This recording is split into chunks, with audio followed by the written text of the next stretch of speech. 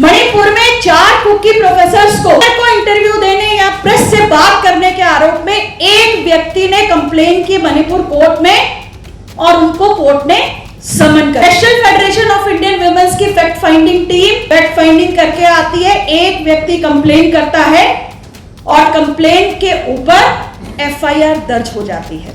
Fact finding के decision से कोई सहमत या असहमत हो सकता है, पर फैक्ट फाइंडिंग करने की वजह से एफआईआर होना, ये एक नया तरीका कि एक व्यक्ति शिकायत करेगा और स्टेट मशीनरी फटाफट से एक्टिवेट हो जाए। Bail is rule, jail is exception. Bail अधिकार है, जमानत अधिकार है, जमानत नियम है, जेल अपवाद है। क्या हो रहा है? लगातार यूएपीए लगाकर बहुत सारी महिला कार्यकर्ताओं में गुलफिशा है, अभी तक जेल में है, जिसमें बहुत सारी महिला कार्यकर्ता हैं जिनको लंबी जेल की अवधि काटने के बाद ही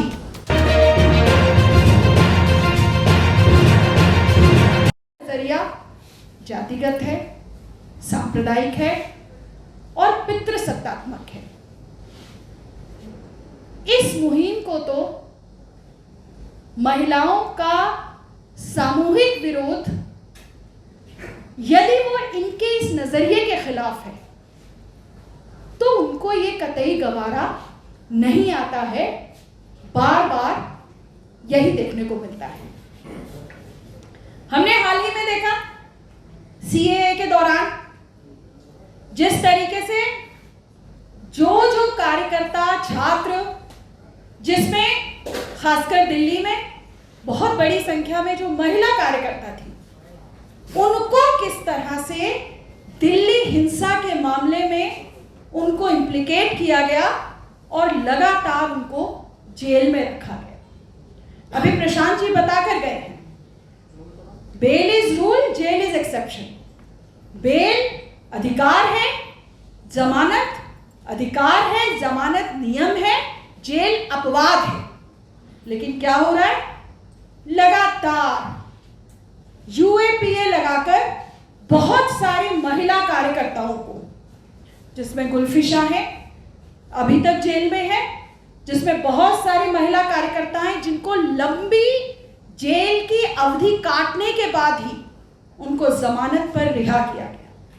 भीमा कोरेगांव के अंदर बहुत सारे कार्यकर्ताओं को, मानवाधिकार कार्यकर्ताओं को, जनता के पक्ष में खड़े होने वाले कार्यकर्ताओं को, जिसमें भी महिलाओं की संख्या है, उनको इवन की यहां तक कि कोरोना काल तक में भी उनको बख्शा नहीं गया और उनको जेल भेजा गया। दिल्ली के अंदर तो हमने एक बात और भी देखी। जिस वक्त दिल्ली हिंसा हो रही थी, जिस तरीके से एक समुदाय पर ही पूरे दंगों का आरोप बढ़ा जा रहा था, एक समुदाय के ऊपर केसों की संख्या लगातार ज्यादा से ज्यादा बनाई जा रही थी, उस समय प्रगतिशील महिला संगठन ने और 3 और महिला संगठनों के साथ मिलकर हमने बुद्धिजीवियों के बीच में, महिला अधिकार कार्यकर्ताओं के बीच में हस्ताक्षर अभियान चलवाया, इस मांग को लेके कि जो दिल्ली हिंसा है उसकी एक पब्लिक जुडिशियल इंक्वायरी, सार्वजनिक न्यायिक उसकी जांच करवाई जाए। इस बात को लेके सिग्नेचर कैंपेन चलाया और फिर माननीय गृह मंत्री, एनएचआरसी, दिल्ली के चीफ मिनिस्टर और दिल्ली के पुलिस कमिश्नर, इनको हमने लगातार 10 रिमाइंडर्स हमने लगातार भेजे। हमें जवाब मिला, जहां एनएचआरसी ने हमें कहा कि आपके पत्र से किसी विशिष्ट मानवाधिकार हनन की घटना होना नहीं पाया जा रहा है, इसलिए आपकी केस को हम कुछ नहीं कर सकते। और दिल्ली पुलिस की तरफ से हमारे पास फोन आता है कि अगर आपको कुछ भी कार्रवाई करनी है ना, आप आइए, हमारे को फला थाने में आकर मिलिए। ये हमारे साथ किया गया। दिल्ली के अंदर एक और बात हम देख रहे हैं, मैं ये बताना इसलिए चाह रही हूं कि एक्चुअली वो महिला संगठन, महिलाओं के वो सामूहिक विरोध जो इस मुहिम की मनुवादी समझ, जो महिला संगठन अपनी प्रगतिशील समझ के लिए जाने जाते हैं, जब वो महिलाएं और महिला संगठन सामूहिक सवालों के लिए सामने आते हैं, उनके प्रति किस तरह का नजरिया, उनकी असहमति के अधिकार को कैसे कुचला जाता है, उनके विरोध करने के अधिकार को, इस जनवादी संवैधानिक अधिकार को किस तरीके से वो इस्तेमाल ही ना कर सके। ये तो हमने अभी हाल में 8 मार्च के दौरान देखा। अंतर्राष्ट्रीय कामगार महिला दिवस 2023 जो कि इस बार होली के दिन था, तो हमारे संगठन ने 5 मार्च को किया और संयुक्त संगठनों की ओर से 10 मार्च को किया गया। दोनों को प्रगतिशील महिला संगठन ने 5 तारीख को किया, पुलिस ने 3 तारीख से ही हम लोगों को इतना तंग किया अंतर्राष्ट्रीय महिला दिवस मनाने के लिए। दिल्ली पुलिस का ये रवैया था, इतना तंग किया कि आपको करने नहीं देंगे, ये नहीं होगा, आपको बंद करेंगे, आप लोगों ने परमिशन नहीं ली है। एक ही अजीब चीज हो गई है आजकल कि 10 दिन पहले जो है आपको परमिशन लेनी पड़ती है। वो अलग बात है कि परमिशन वगैरह सब कुछ हमने अप्लाई किया हुआ था। यही कमोवेश उन्होंने 10 मार्च को किया, जब सामूहिक रूप से हमने किया।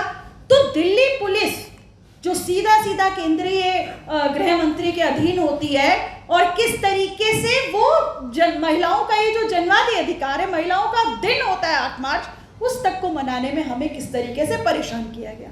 एक और चीज हमने देखी दिल्ली पुलिस की, ये जो मुहिम, ये बार बार रखना इसलिए जरूरी है क्योंकि दिल्ली पुलिस सीधा सेंट्रल होम मिनिस्ट्री को रिपोर्ट करती है। और किस तरीके से जब दिल्ली के अंदर महिलाएं कार्यस्थलों पर यौन उत्पीड़न के सवाल को इस संदर्भ में संस्थानों की जवाबदेही के लिए सामूहिक रूप से लड़ाई के लिए सामने आती हैं, तो उनको किस तरीके से तंग किया जाता है। 2 घटनाएं इसमें विशेषकर मैं रखना चाहूंगी। नंदिता जी यहां बैठी हैं। आईपी कॉलेज के अंदर आईपी का फेस्ट चल रहा था, आउटसाइडर्स ने जाके कॉलेज की लड़कियों के साथ बहुत बदतमीजी की। वो लड़कियां जितने दिन बाहर निकल करके उन्होंने आईपी कॉलेज के बाहर प्रदर्शन करने की चेष्टा की, आरोपियों को कुछ भी करने के स्थान पर उन प्रदर्शन करने वाली छात्राओं को और जो भी उस समय प्रदर्शन में शामिल होता था, तुरंत उनको डिटेन करके पूरा दिन के लिए बुराड़ी थाने में और न जाने कौन कौन से दिल्ली के दूर दराज थानों में रखा गया। यही कमोवेश हमने देखा अभी हाल ही में दिल्ली में जो रेसलर्स का आंदोलन हुआ है। देश की प्रमुख नामी गिरामी महिला पहलवानों के नेतृत्व में वो सिंपल सवाल उठा रही थी कि कार्यस्थलों पर यौन उत्पीड़न के आरोपी के बारे में जो देश का कानून है, कानून के राज को लागू करने की बात वो महिला पहलवान कर रही थी, और उसका समर्थन दिल्ली के तमाम महिला संगठन, महिला कार्यकर्ता कर रहे थे। और लगातार जब जब वो आंदोलन चला है, जब जब महिला संगठनों ने सामूहिक रूप से आकर प्रदर्शन किया है, उनको लगातार डिटेन किया गया। 28 मई के दिन अलग अलग उनको घरों में बंद कर दिया गया, उनको घरों से उठाकर बंद किया गया, हिरासत में लिया गया। ये एक तरीका दिल्ली पुलिस ने दिल्ली की महिलाओं और दिल्ली के महिला अधिकार कार्यकर्ताओं और महिला संगठनों के साथ किया। इस मुहिम के राज में एक चीज और सामने आ रही है कि ये एक व्यक्ति, जैसा हमने मणिपुर में देखा, मणिपुर में 4 कुकी प्रोफेसर्स को वायर को इंटरव्यू देने या प्रेस से बात करने के आरोप में एक व्यक्ति ने कंप्लेन की मणिपुर कोर्ट में, और उनको कोर्ट ने समन कर लिया। National federation of Indian women's की fact finding team fact finding करके आती है। एक व्यक्ति कंप्लेन करता है और कंप्लेन के ऊपर एफआईआर दर्ज हो जाती है।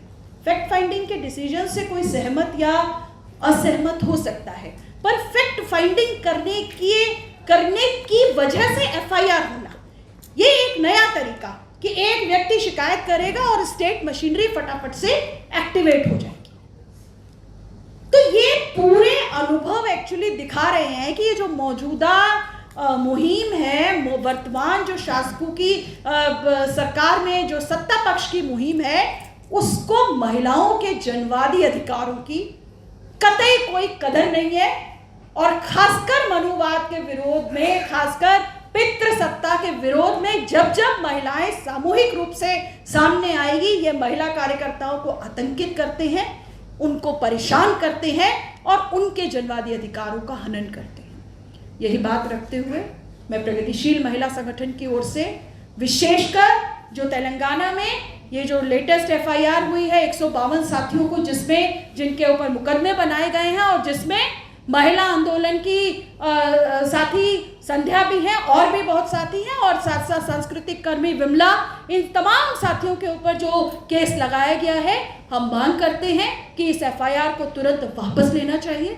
हम ये भी मांग करते हैं कि जिन भी लोगों को यूएपीए के तहत जेलों में बंद किया गया है, उनको अविलंब जमानत पर रिहा किया जाना चाहिए और बिल्कुल यूएपीए को रद्द किया जाना चाहिए। बहुत शुक्रिया।